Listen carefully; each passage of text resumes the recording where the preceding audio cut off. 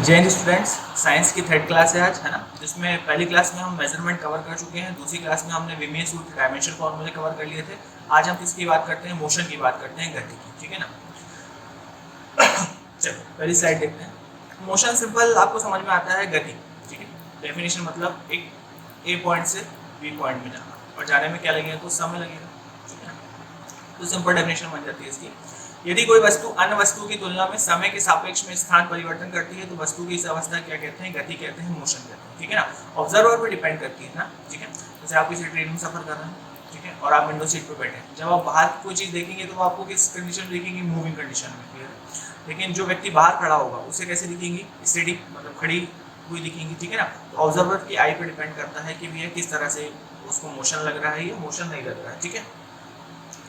विराम अवस्था की बात करते हैं और गति अवस्था में नाम से समझ में आता है ऑब्जेक्ट इन रेस्ट, मतलब ऑब्जेक्ट किस पोजीशन में है? रेस्ट की पोजीशन में। ठीक है ना। ऑब्जेक्ट किस पोजीशन में? रेस्ट की पोजीशन में। मतलब समय के साथ इसकी स्थिति में कोई भी चेंज नहीं हो रहा है, मतलब ऑब्जेक्ट किसमें है? रेस्ट में।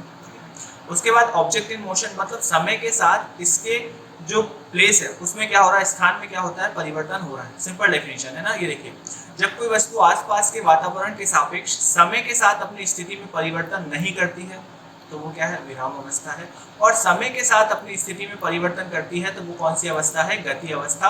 ऑब्जेक्ट इन क्या है? मोशन। आई बात समझ में? मोशन की डेफिनेशन समझ में आई। विराम अवस्था क्या है और क्या गति अवस्था क्या है? क्लियर? नेक्स्ट देखते हैं। इसमें भी दो प्रकार की, एक यूनिफॉर्म मोशन और एक क्या होता है? Non uniform motion. ठीक है ना। तो यूनिफॉर्म मोशन मतलब सेम टाइम में, देखिए, जब कोई वस्तु समान समान अंतराल में समान दूरी तय करती है। ठीक है ना। जब कोई वस्तु समान समय अंतराल में समान दूरी तय करती है, जैसे कि देखिए एक कार है, ठीक है, इसे कितना एरिया कवर करना है? मतलब 100 किलोमीटर चलना है। ठीक है ना। और ये 5 घंटे में क्या कर लेती है? 100 किलोमीटर को क्या कर लेती है? कवर कर लेती है। स्पीड इक्वल टू क्या? Distance upon time. डिस्टेंस कितना है? 100 किलोमीटर, और टाइम कितना लग रहा है? 5 घंटे। कैंसिल कर दीजिए, कितना? 20। ठीक है ना। मतलब हर घंटे में कितनी चल रही है? 20 किलोमीटर चल रही है। 20 किलोमीटर कवर कर रही है। लेकिन वही नॉन यूनिफॉर्म क्या होता है? जब कोई वस्तु समान समय अंतराल में असमान दूरी तय करती है ना, कहीं भी स्पीड बढ़ा ली, कभी स्पीड को क्या कर लिया? कम कर लिया। ठीक है ना। तो दोनों अलग अलग चीज होती है, एक तो यूनिफॉर्म मोशन और एक क्या? Non uniform motion. ठीक है ना। चलिए अब गति के प्रकार को देखते हैं। गति के प्रकार हम 3 टाइप से समझते हैं, एक विमीय गति, द्विविमीय गति और त्रिविमीय गति। क्लियर है। एक विमीय गति, द्विविमीय गति और त्रिविमीय गति। ठीक है ना। जो इंग्लिश मीडियम वाले हैं वो देख लीजिए, 1 डायमेंशन मोशन, 2 डायमेंशन मोशन और क्या? 3 डायमेंशन मोशन। ठीक है ना। मतलब इसको समझते हैं। देखिए, जैसे एक विमीय गति की जब मैं बात करता हूँ ना, एक विमीय गति की मैं बात करता हूँ तो 3 axis, X axis, Y axis और क्या? Z axis. ठीक है ना। मतलब किसी एक ही निर्देशांक पे क्या होगी? चीजें चेंज होंगी। जब वो कैसा मोशन होगा? 1 डायमेंशन। जब 2 एक्सिस पे होंगी तो वो क्या होगा? 2 डायमेंशन मोशन। और जब तीनों एक्सिस पे होंगी वो क्या होगा? 3 डायमेंशन मोशन। ठीक है ना। जैसे कि देखिए, एक विमीय गति का एग्जांपल हम देखते हैं। जैसे मान लीजिए कोई सीधी सड़क, लंबी सड़क पर क्या चल रही है? कोई कार, क्या हो रही है? चल रही है। ठीक है ना। तो वो कैसा मोशन है उसका? 1 डायमेंशन मोशन है। ठीक है ना। अब 2 डायमेंशन मोशन की जब मैं बात करूंगा, सपोज देखिए कि एक तोप से गोला फायर हुआ, तो ये गोला जब निकला तो ये 2 एक्सिस को कवर कर लेगा। ठीक है ना। तो कैसा मोशन है ये? 2 डायमेंशन मोशन। ठीक है ना। और 3 डायमेंशन मोशन मतलब आसमान में जैसे किसी पक्षी का उड़ना, पतंग का उड़ना, कैसे चेंज हुई है? 3 डायमेंशन मोशन। ठीक है ना। तो 1 डायमेंशन मोशन मतलब किसी एक एक्सिस पे, 2 डायमेंशन मोशन मतलब किसी 2 एक्सिस पे, और 3 डायमेंशन मोशन मतलब क्या? किसी 3 एक्सिस पे। ठीक है। ये सब आपको पीडीएफ में मिल जाएगा। आप टेलीग्राम चैनल ज्वाइन कर लीजिए, जो डिस्क्रिप्शन बॉक्स में जिसकी लिंक दी गई है, वहां से आप इसकी पीडीएफ भी डाउनलोड कर सकते हैं। ठीक है ना। और इसे पढ़ते रहिए। ठीक है। चलिए, तो हमने अभी तक क्या देख लिया? अभी हमने देखा गति, विराम अवस्था क्या होती है, गति अवस्था क्या होती है, एक समान गति क्या होती है, असमान गति क्या होती है, और गति के प्रकार में एक विमीय, द्विविमीय और क्या? त्रिविमीय। ठीक है ना। अब गति को देखते हैं हम कि कहाँ कहाँ किस तरह से गति हमारे एग्जाम पॉइंट ऑफ व्यू से, और कैसे कैसे इसमें और भी प्रकार होते हैं इसके। ठीक है ना। चलिए, सबसे पहला देखते हैं प्रक्षेप गति, मतलब प्रोजेक्टाइल मोशन। ठीक है ना। कैसा मोशन? प्रोजेक्टाइल गति, है ना। अब इसे आप जनरली समझ लीजिए। ठीक है। सपोज कोई पत्थर फेंका गया, है ना, कोई पत्थर फेंका गया, जब ये पत्थर जाता है, लेकिन उसके बाद ग्रेविटेशनल फोर्स की वजह से किस तरह से क्या हो जाता है? नीचे आ जाता है, नीचे आता है। ठीक है ना। एक कैसा शेप ले लेता है? पैराबोलिक शेप ले लेता है। ठीक है ना। किसके कारण? ग्रेविटेशनल फोर्स के कारण। तो ये मोशन इसका किस तरह का मोशन है? प्रोजेक्टाइल मोशन, प्रक्षेप गति है ना, भाला फेंकना हाथ से, ठीक है ना, तोप का गोला, बास्केटबॉल की एग्जांपल मैंने बनाया हुआ है, ये बास्केटबॉल, ये कैसा मोशन है? प्रोजेक्टाइल मोशन, ठीक है ना। ये देखिए डेफिनेशन भी लिखिए, देखिए डेफिनेशन याद करने से अच्छा आप समझ लें, ठीक है ना, समझने के बाद इसे आप अपने शब्दों में भी लिख सकते हैं ना। फिर भी मैंने यहाँ डेफिनेशन आपको लिख के दे दी है, मतलब ठीक है। देखिए जब किसी पिंड को कुछ प्रारंभिक वेग देकर फेंका जाता है, ठीक है ना, सिंपल बात है, आपको क्या देनी पड़ेगी? थोड़ी सी वेलोसिटी या फोर्स देनी पड़ेगी, ठीक है ना। तो वह क्या गुरुत्वाकर्षण बल के प्रभाव में पैराबोलिक पथ पर क्या करता है? गति करने लगता है, ठीक है ना। इसी गति को क्या कहते हैं? प्रक्षेप गति, प्रोजेक्टाइल मोशन कहते हैं, ठीक है ना। जैसे किसी खिलाड़ी द्वारा फेंकी गई गेंद फॉर एग्जाम्पल, ठीक है ना। ये कैसा मोशन होता है? प्रोजेक्टाइल मोशन, है ना। सारे मोशन हम देखते हैं, इसमें सर्कुलर मोशन क्या होता है, रोटेशनल मोशन क्या होता है, सारे सारे। नेक्स्ट है वृत्तीय गति, सर्कुलेशन मोशन, ठीक है ना। जब कोई वस्तु वृत्ताकार मार्ग पर चलती है तो उसकी गति वृत्तीय गति कहलाती है, जैसे सूर्य के चारों ओर पृथ्वी की गति, ठीक है ना। क्या हो रहा है? Rotation, circular motion. ये देखिए ये व्यक्ति एक बॉल लेकर इसको क्या कर रहा है? पूरी तरह से क्या कर रहा है? घुमा रहा है। ये किस प्रकार का मोशन है? सर्कुलर मोशन है। अब यहाँ पे कुछ चीजें समझने वाली है, ठीक है। तो सर्कुलर मोशन में सबसे पहले तो आपको पता होना चाहिए एक तो सेंट्रीपिटल फोर्स, ठीक है ना, और क्या? Centrifugal force. सेंट्रीपिटल फोर्स को हिंदी में बोलते हैं अभिकेंद्रीय बल, ठीक है ना, और सेंट्रीफ्यूगल को बोलते हैं अपकेंद्रीय बल, ठीक है। तो सबसे पहले सेंट्रीपिटल फोर्स को समझते हैं, ठीक है। सेंट्रीपिटल फोर्स को आप इतना याद रखिए, सबसे पहले तो इसका फॉर्मूला याद रखिए, M F is equal to M V square upon R, ठीक है ना। ये क्या है? मास। ये क्या है? ये देखिए ये इसका मास, ठीक, रेडियस, ये क्या? रेडियस, ठीक है ना, और ये क्या? वेलोसिटी, ठीक है ना, वेग से घुमाएगा ना स्पीड से, ठीक है। तो जो सेंट्रीपिटल फोर्स है ना, जो सेंट्रीपिटल फोर्स है वो कैसा लगता है? केंद्र से लगता है ना। मतलब जैसे ये व्यक्ति है, ये जो अंदर की तरफ बल लग रहा है वो कैसा बल है? Centripetal force. ये बहुत जरूरी होता है, जैसे कि मान लीजिए जैसा ये है ना, ऐसा करो, अब ट्रेन आ रही है, ठीक है, तो ट्रेन जब यूँ टर्न लेगी, ये इस तरह से टर्न लेगी, ठीक है ना, तो कौन सा फोर्स जनरेट करती है? सेंट्रीपिटल। जब ये इससे चिपकी रहती है पटरी से, नहीं तो गिर जाएगी, क्या हो जाएगा? नहीं तो एक्सीडेंट हो जाएगा, ठीक है ना। बहुत इंपॉर्टेंट है सेंट्रीपिटल फोर्स, ठीक है ना।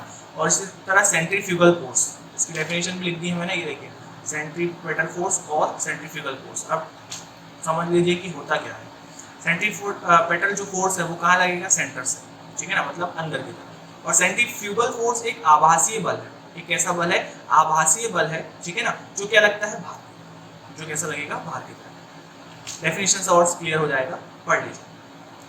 जब कोई वस्तु किसी वृत्ताकार मार्ग पर चलती है तो उस पर एक बल वृत्त के केंद्र की ओर कार्य करता है। ये देखिए वृत्त के केंद्र की ओर कार्य करता है, इस बल को अभिकेंद्रीय बल कहते हैं। ये तो हमारी डेफिनेशन हो गई, अभी हमने देखी, ठीक है ना। देखिए इस बल के अभाव में वस्तु वृत्ताकार मार्ग पर नहीं चल सकती। अगर ये बल नहीं रहेगा तो सर्कुलर मोशन नहीं होगा, ठीक है ना। देखिए इसे फिर इसने क्या बना दिया? फॉर्मूला, हमने फॉर्मूला देख लिया, F equal to M V square upon R, ठीक है ना। देखिए यदि कोई m द्रव्यमान का पिंड v चाल से r त्रिज्या में वृत्तीय मार्ग पर चल रहा है तो उस पर कार्यकारी वृत्त के केंद्र की ओर आवश्यक अभिकेंद्रीय बल F is equal to mv square by, क्या हो गया आपका? सेंट्रीपिटल फोर्स, ठीक है ना, अभिकेंद्रीय बल। उसके बाद अपकेंद्रीय बल, ये एक आभासीय बल है, ठीक है। देखिए ये जो जड़त्वीय और अजड़त्वीय हम आगे देखेंगे, ठीक है ना। Motions law, Newton's law of motion, ठीक है, सारे के पढ़ेंगे। अभी तो हम केवल सिंपल मोशन को कवर कर रहे हैं, क्या होता है उसके बाद ही समझ में आएगा कि लॉज क्या है इसके, ठीक है। देखिए न्यूटन के नियम को लागू करने के लिए कुछ ऐसे बल की कल्पना करनी होती है जिन्हें परिवेश में किसी पिंड से संबंधित नहीं किया जा सकता। ये बल जड़त्वीय बल कहलाते हैं। अपकेंद्रीय बल एक ऐसा ही जड़त्वीय बल है जो किस दिशा में लगेगा? देखिए इसकी दिशा में अभिकेंद्रीय बल के विपरीत दिशा में काम करता है। ये अंदर की तरफ लग रहा है तो ये क्या लगेगा? बाहर की तरफ, ठीक है ना। जैसे कपड़ा सुखाने की मशीन, ठीक है ना, वॉशिंग मशीन में आप जो कपड़ा रखते हैं तो वो जब घूमता है तो जो सेंट्रीफ्यूगल फोर्स है पानी को क्या कर लेता है? खींच लेता है, ठीक है। जब भी कपड़ा आपका क्या हो जाता है? ड्राई हो जाता है, ठीक है। यही बात समझ। अभी हमने देख लिया कौन सा? प्रोजेक्टाइल मोशन, और एक देख लिया वृत्तीय। अब देखिए घूर्णन, ये देखिए घूर्णन, ये हो रहा है, ठीक।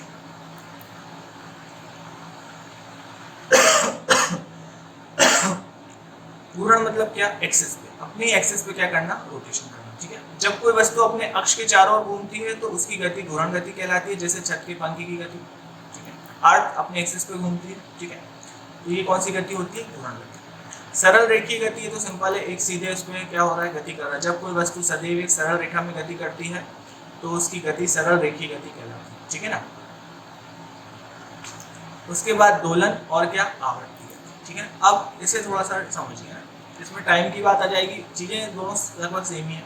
देखिए दोलन गति, जब कोई वस्तु किसी निश्चित बिंदु के आगे पीछे या ऊपर नीचे गति करती है तो इस प्रकार की गति को क्या करते हैं, दोलन गति, है ना। जैसे सपोज ये पॉइंट, ये बी पॉइंट, ये पॉइंट से चली ये गई, ये कंप्लीट कर रही क्या, वन ऑसिलेशन, ठीक है। ये किसकी गति है, दोलन गति, क्लियर है। लेकिन आवर्ती गति क्या है, जब कोई पिंड नियत समय अंतराल पश्चात अपनी गति की पुनरावृत्ति करता है तो उसमें होने वाली गति को आवर्ती गति कहते हैं, एक समान वर्तुल की गति, ठीक है ना भाई, एक पेंडुलम की गति। देखिए दोलन गति क्या है, ए से लेकर बी, बी से लेकर फिर क्या, वन ऑसिलेशन कंप्लीट कर रहा है, ठीक है ना। लेकिन गिवन टाइम इंटरवल में कितनी बार करेगा वो उसकी क्या होगी, आवर्ती गति। मान लीजिए इसको हम 10 मिनट का टाइम दिया, अब 10 मिनट में कितनी बार ये क्या कर रहा है, मूव, मतलब क्या कर रहा है, दोलन कर रहा है, ऑसिलेशन कर रहा है, तो ये इसकी कौन सी गति होगी, आवर्ती गति। आई बात समझ में, ठीक। तो दोलन गति और आवर्ती गति, तो ये सारी मोशन से रिलेटेड चीजें थी, ठीक है। मोशन क्या है, ठीक है, विराम अवस्था क्या है, गति अवस्था क्या है, एक समान गति क्या अवस्था है, असमान प्रक्षेपण, वृत्तीय गति, ठीक है। उसके बाद आपकी घूर्ण गति, उसके बाद सरल रेखीय गति, दोलन गति, आवर्ती गति, ठीक है ना। अब भी कुछ और चीजें देख लेते हैं ना, साइंस के लेक्चर थोड़े से बड़े हो जाते हैं, इसे आप समझने की कोशिश करिए, तो थोड़ा समझते चलिए इसे, है ना। दूरी डिस्टेंस, अब दूरी क्या है, दूरी सिंपल बात है, ए से लेकर बी तक हो सकता है, ये क्या है, तो डिस्टेंस, ये क्या है, इसको डेफिनेशन में कैसे लिखते हैं, किसी दिए गए समय अंतराल में वस्तु द्वारा तय किए गए मार्ग की लंबाई को क्या कहते हैं, दूरी कहते हैं, सिंपल सी बात है। समय अंतराल में टाइम लगेगा, ए से बी तक क्या है, इसकी दूरी, ये इसके बीच का क्या है, डिस्टेंस है, ठीक। चलो अब मुझे ये बताइए, इसके हम डायमेंशन फॉर्मूले बनाएंगे, सारी की सारी चीजें करेंगे, ठीक है। देखिए डायमेंशन फॉर्मूले में आपको समझा चुका हूँ उसके पहले वाले लेक्चर में, आप देख लीजिए, और डायमेंशन फॉर्मूले कैसे बनते हैं वहाँ से आप सीख लीजिए। डायमेंशन फॉर्मूला कई बार एग्जाम में आ जाता है, ठीक है, वनडे एग्जाम में डायरेक्ट ऑप्शन टिक कर, अभी ये इसका डायमेंशन फॉर्मूला होगा। अब डिस्टेंस को देखिए, अब डिस्टेंस एक कैसी है, डिस्टेंस क्या है, एक लंबाई है। लंबाई क्या है, कौन सी राशि है, कौन सी राशि, मूल राशि, ठीक है ना। ये कैसी राशि है, मूल, फंडामेंटल क्वांटिटी, ठीक है, क्या कैसी क्वांटिटी, एक फंडामेंटल क्वांटिटी। अब यहाँ पर किसी भी प्रकार की डायरेक्शन की बात नहीं करी, किसी प्रकार की डायरेक्शन की बात नहीं करी। जब डायरेक्शन की बात नहीं करी गई किसी प्रकार की, तो ये कैसी राशि है, एक अदिश राशि। कैसी राशि है, अदिश राशि, मतलब किसमें क्या नहीं है, दिशा, दिशा नहीं है, ठीक है। ये हमेशा क्या होगी, पॉजिटिव होगी, ये हमेशा कैसी होगी, पॉजिटिव होगी। मतलब या तो व्यक्ति रुका हुआ माइनस में तो जाएगा नहीं, ठीक है ना, या तो क्या करेगा, वो दूरी को क्या करेगा, तय करेगा, तो ये हमेशा कैसी होगी, पॉजिटिव, ठीक है ना। तो सिंपल है, किसी दिए गए समय अंतराल में वस्तु द्वारा तय किए गए मार्गों की लंबाई को दूरी कहते हैं। ये एक अदिश राशि है, ये सदैव क्या होती है, पॉजिटिव होती है, ठीक है ना। जैसे अब पॉजिटिव होती है तो इसका जैसे एल, तो इसमें मास नहीं है, मास है क्या, इसमें नहीं है, मास नहीं है, हाँ इसमें क्या है, लेंथ, और क्या है, टाइम नहीं है। तो क्या डायमेंशन फॉर्मूला हो जाएगा इसका, m0 l और सिंपल, ये मैंने बताया आपको, ठीक है, मास, लेंथ और क्या, टाइम, ठीक। नेक्स्ट विस्थापन।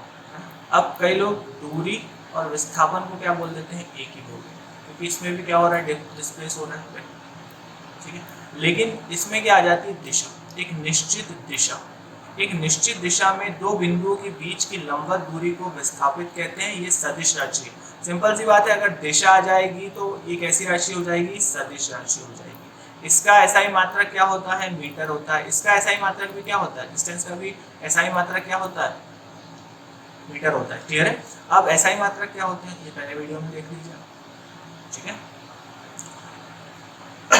अब ये कैसी, अब विस्थापन को समझा देता हूँ मैं एक बार, ठीक है।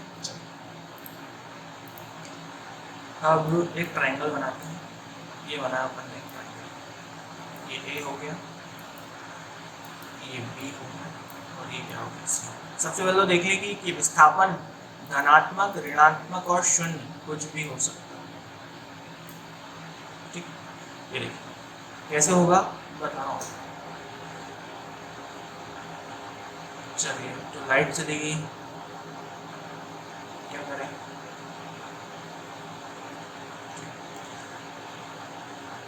चलिए इसके आगे हम नेक्स्ट क्लास में इसको कवर करते हैं, ठीक है।